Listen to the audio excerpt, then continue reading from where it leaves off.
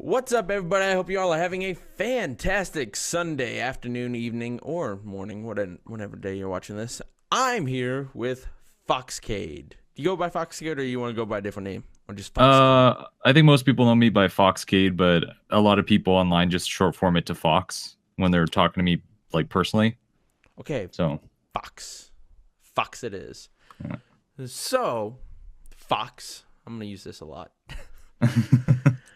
We were BSing a little bit, and we decided on the format of we're gonna start with what's your YouTube story like? Where did you start out from? Being the guy that was nerdy in a room, dark room, on a couch at a big screen TV, and decided that okay, I'm gonna make YouTube videos. So let's start with that because I feel like a lot of YouTubers kind of tell their story, but they don't tell it all. You know what I mean? Yeah, yeah. And Basically to like give the like very short answer, it was just I needed a creative outlet. I just needed something to do, to like just kind of put my stuff out there, and it seemed like the logical thing. I follow a lot of uh YouTubers, and it just kind of was like, why don't I try to do this? Even if I'm not super successful, like just to even get my hands dirty, give it a try. Like I'm in university, so I'm used to writing stuff. So I just started writing scripts and recording very badly and editing very badly at the start because I was still learning even how to do stuff. And mm-hmm. going back at some of my like earliest stuff now, I'm like, I leave this up just for prosperity's sake of like almost for me to like look back at how far I've come over like the last year or so. But God, I want to remake them so badly because I'm looking at them. I'm like, why is this in 480? Like this should be in 720 at least. Why is this so badly voiced? Why is there no drop shadows on that? Why is it so blurry? There's a lot of problems that I'm like, this is very amateur work. And I'm sure I'll say that the same thing about myself a year from now about where I'm at this current moment. So it's a Oh lot of yeah. it's been a work in progress, and that's why I get very jealous of people that their first video is just mind blowing. Like one of my inspirations that actually didn't really get onto the scene until a year ago, around the same time I started, was Super Eye Patch Wolf, and Okay. his first video is like already surpasses anything I've done, and it was his like very first video, and it was on Mm-hmm. Hunter x Hunter. Why you should watch Hunter x Hunter, and he just released one on Dragon Ball, the Impact of Dragon Ball Z, and it's like same stellar work, and I'm constantly in awe of people like him, people like Super Bunny Hop, trying to think of some other ones, but just people that have such a talent at doing YouTube always kind of inspire me to do more. And that's what always keeps me going. Even if I'm not like seeing money from it, I just like I want to do stuff like that and maybe inspire someone else. Like maybe I can inspire someone to do something or play a game they've never tried. So that's like Yeah. my general like synopsis. It's like one of those things where you wanted to do it and then you just started doing it and you just can't stop doing it now, you know? No, yeah, yeah. It's just I just keep doing it because I love doing it. Sometimes the writing process can be a bit of a pain because I self doubt myself a lot. I deal with a lot of like anxiety because I'm always like, I don't know if this makes sense. I don't know if the flow feels right, and I get very like I get halted on one paragraph when I should be writing more, but I just keep rewriting the same paragraph until I feel it's perfect, and it takes up too much time. But I still love doing it. I love editing. Like that's my honestly my favorite part of doing the whole thing. Even Mm-hmm. to a certain point, I like recording. It's been a process learning to get better, but I still enjoy it because it's a work in progress, and I like that. Yeah, it's like one of those things. I feel like you go through those processes and like by no means I cringe at my earlier stuff. I still cringe at the stuff I put out 2 weeks ago because I'm just Yeah. like ooh, because you watch it and you're just like ooh, I could have done that there. I could have done something, and you just kind of beat yourself up. But it's out there and you're like, I'm not gonna touch it now. You know what I mean? Learn from your mistakes and move forward. Yeah, people I've seen people recommend my stuff and it's usually, hey, check out this guy's stuff. Really take a look at his DMC retrospective. And I'm always like, can you skip to like the most recent one? Don't look at the first one because that's hot garbage. Because it's really bad. But at the same time, I also kind of like that it's as bad as it is because that series in of itself of like what is it now? 5 videos plus the video that should be going on next Saturday will be 6. Hmm. It shows my progression as a creative person. It shows my like development of like learning how to edit better, learning how to mix sound better, learning how to just emote for the recording better. Like I Hmm. can what's the word? I'm just able to project my voice better.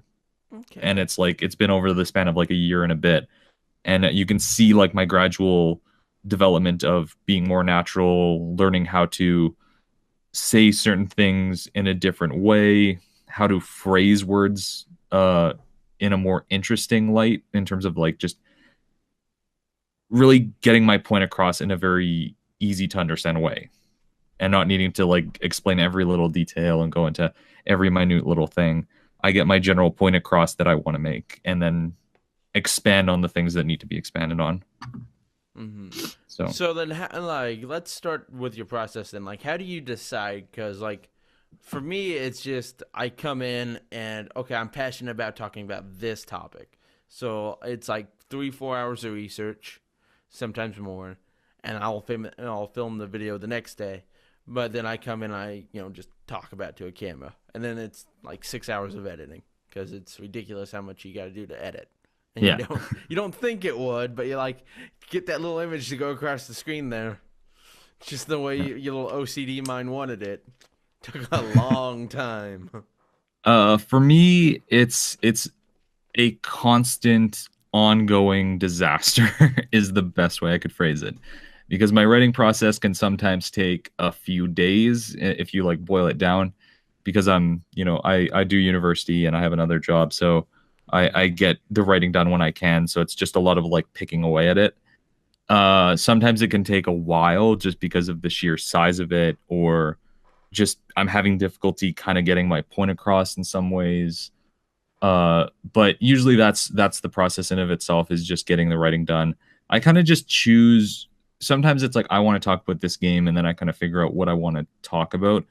Other times I know exactly what my talking points are, and then it's just basically jotting all of them down and then turning those jots into paragraphs. Hmm. Um, uh, to kind of pull the curtain back a little bit, I've already mentioned this on Twitter. The next video that should be up on Saturday will be an hour-long retrospective on Bayonetta. I don't know if it'll be an hour, but it's pushing there. That's Because I have about nuts. 30, I have about 35 minutes, and I still have quite a bit to put in there. That's Uh, nuts. but after that, there will be a short video that'll be on Monster Hunter World, and that one, I knew the exact topic and what I wanted to do. It's not even a topic; it's more of a style of video, I guess I would say.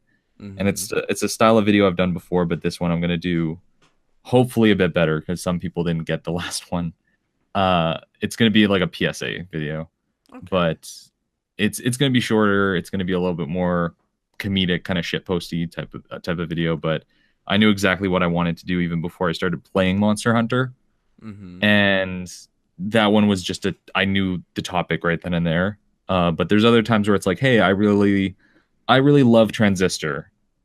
Okay. Maybe that can be just the video in of itself is like why I love this video and why I think more people should play it. And that just kind of turned into a video itself. Or usually it's just I never want to talk about a game I don't love or have a passion about or a piece of media. Sometimes I talk about movies and stuff, but it has to be something that I feel passionate about. I'm never going to do a topic that I'm just like I need to make a video for the sake of making a video. Like that feels so unappealing Forced. to me. Like that feels so forced. That feels insincere to me. Like Hmm. if anybody ever comes to my channel, I want them to feel that I'm being sincere about my work. That's like the first priority in terms of like what I choose a topic on is this something I feel warrants a discussion or me talking about it for 20 minutes to 40 minutes. I was gonna do a video on Fighters, Dragon Ball Fighters, because I've really been enjoying that game.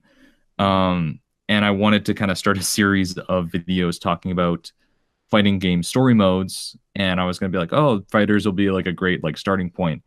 And then I played the story mode, and I was like, I don't have a lot to say about this. Like, I just don't. I think it's fine for a story mode. It's a fun little thing. If you're a Dragon Ball fan, there's a lot of fun little interactions. But at the end of the day, I don't have much to really say about it. Like, I'm not vehemently hating it on it like I did with Marvel versus Capcom Infinite, but I also don't love it. Mm-hmm. So I'm just kind of very neutral. I'm like, this wouldn't make a good video because it's not something I'm feeling very strongly about. It's just like, it exists. Oh, it's cool that Gotenks and Nappa talk about going Super Saiyan, or oh, the Ginyu Force were the inspiration for Gohan developing the posing that he does with the Great Saiyaman. Oh, that's kind of neat. That's fun. That's all I'd really have to say though. Like, that's all that's really there. So I'm like, maybe I'll do something else. And then I found Monster Hunter, and I was like, oh, I think I have something with this. I think I have something that I could do with this. And then that's just kind of how I pick stuff. I never want to chase trends. I'll do new stuff if I feel passionate about it, but never for the sake of jumping on a bandwagon. Mm-hmm. So then, how do you decide? Like, for me, sometimes I'll be like starting to write down stuff for a video, and then I get through it, and I'm just like, I'm not passionate about this. Like, I don't have anything more to say. I don't have anything to add to the conversation, so I scrap it. So how do you, I guess, how do you then decide that what you truly are passionate about? How do you get over that hump of, is this really something worth doing? I think about it and I say fuck it, and I just do it anyway. No, it's just it really depends. Sometimes it takes me a while to make a video, and then I'll feel like it's become redundant. But I do always feel like I try to bring an interesting perspective or an interesting point, or even just like make a really just strongly worded video. Like, nothing. It like, even if a point has been talked about before, doesn't mean you can't continue the discussion or like develop it further. Like, I'm like, nobody wants just one review of Dragon Ball Fighters. Like, that's why we have multiple reviewers. But if you're going to be making it now, a month later, after everybody has already put out a review, then you should be making a more interesting, nuanced point, because it's been out for a month and you've had time to just state it and think about more interesting points. Like, I kind of wish I did a video on Death Note, the Death Note Netflix movie, and I felt so bad that it took me so long to get it finished, because I was like, a lot of these points have been talked about already. But I just thought about it, and I was like, you know what? For some people, this is the first time they're going to be hearing these points. For some people, they might hear the same point they've heard before, but just in a different light, that they go, hey, like, that's a thing I didn't think about. That's an interesting point that I didn't consider. So as long as you can make a very strongly worded essay, analysis video, review, whatever your creative outlet is, it needs to be your own take. Like, I think that's kind of what I'm trying to get at. It's like, the most important thing you can do is that it's your own version of it, your own perfect version of the video that you'd want to do. Because I see a lot of people that kind of try to copy other people, like other popular trends or other popular ways of making videos.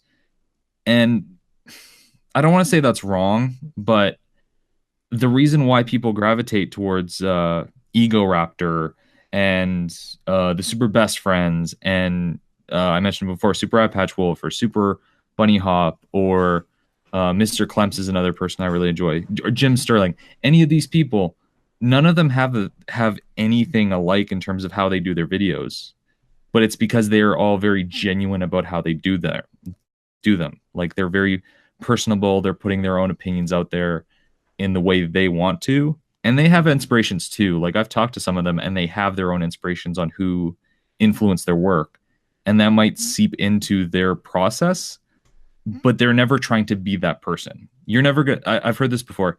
You're never going to be better at being someone else.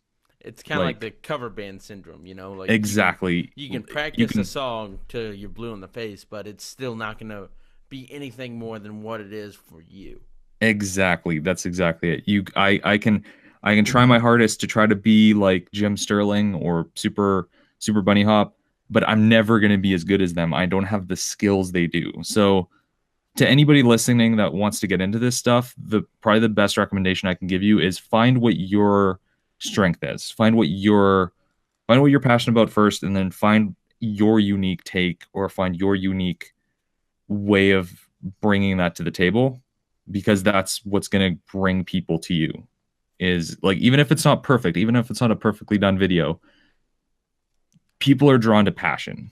Like that's just I feel like that's almost a fact at this point. People are drawn to passion, and then your level of production value or your arguments kind of are a multiplier on that.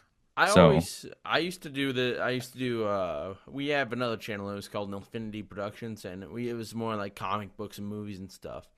And I'd always get together with these guys, and I tell them passion breeds passion. You know, if you're passionate about it, and that comes through the video, like how me and you are talking about this now, and someone else sees that passion, you know, it helps breed the interest into it. You know what I mean? Like yeah, people realize, okay, they're not just, you know, they're not just talking into the microphone like this. And oh wow, did you see that I just jumped over that mushroom in Super Mario Odyssey? You know, yeah, it's like holy crap, like you know, Super Mario Odyssey looks amazing and you can talk about it. But like, you know, and it's passion, like I said, passion breeds passion, and you need to be passionate about it. But like yeah, for me, like now this is what I want to get into with you too, is like you go more like the game analysis route. yeah, You know, like level design, character arcs, the story and all that, which I would love to do. But I realized really quickly that I am long-winded, I I ramble on, and I can't get my message across coherently. yeah, So, and I'm more of a historical guy. I love the history of video games. I always say, and you know, I've said this in like 14 other videos, but video games are the most documented history we are ever going to get, because you can read a story about how the developer of Chrono Trigger, that's in behind me, like they yeah, thought of this for some instance, you know, in the game that I can't think of off the top of my head, but like they thought of this, and then that's how that happened in the game, and then you know, and then you can go in and you can play that game and experience that, and that's what I love about gaming. You know, like I had Blake on, and we talked about console wars and the history of gaming, and that's why it's so interesting oh, to me. Blake Harris. Yeah, Blake J. Yeah, Heresy, amazing um, guy, yeah, I love cool that dude. book. Yeah, but like that's me. Like I love the history of gaming. That's why, and like for me, my friends and I just talk. And my friends are gamers. That's another reason for the channel. I needed a you know place to talk. Yeah, no, I'm in the same boat. Yeah, and like my friend was just like me and my friends were just talking, and I went on one of my tangents about I think it was Batman Arkham Knight at the time, and he goes, "Why don't you just make a YouTube video?" And I'm like, Their "No, equivalent of shut up. I yeah, don't want to hear this. yeah, Go the tell equivalent." someone that cares. Yeah. I was like, fuck it. Yeah, that's a good idea. And then I realized making YouTube videos are hard. It is challenging with the whole documentary uh uh most documented thing. I would say that movies are in contention for that title because there's behind the scenes footage. There's unfortunately there's something that drives me up the wall looking into video games is there's not a lot of great behind the scenes footage for a lot of games. That's Yeah. kind of why I love doing the Bayonetta one I'm currently working on, is because there's a full hour-long documentary of behind the scenes of Bayonetta, and you get to talk to the director, the character designer, all these different people that worked in it, and the kind of process they went through in making it. But that's such an anomaly in game development. We don't get that enough, unfortunately, and that is somewhat commonplace in movies. So I wish there was more stuff like that. More games I feel need a commentary track of some Yeah. kind. Or It's a very rare documentary. thing, or a documentary. But because I know there's one for like Portal 2 and a couple other games have like a commentary track that you can put on that kind of plays while you're playing. And I would kind of love that in to be in more games, but it's a lot to ask for because it's a much harder process to integrate than it is in movies, because the movies are just like the director sits down and watches it and records his thoughts, or one of the actors, and then it just plays over the movie. Where the game, it has to play at certain times, and it's a lot harder to control.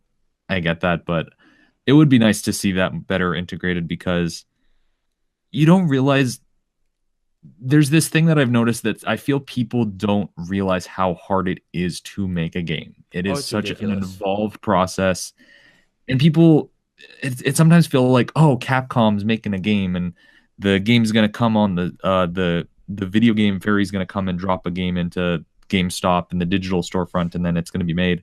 Thanks, Capcom. Like, no, there's like hundreds of people sometimes being involved in this process.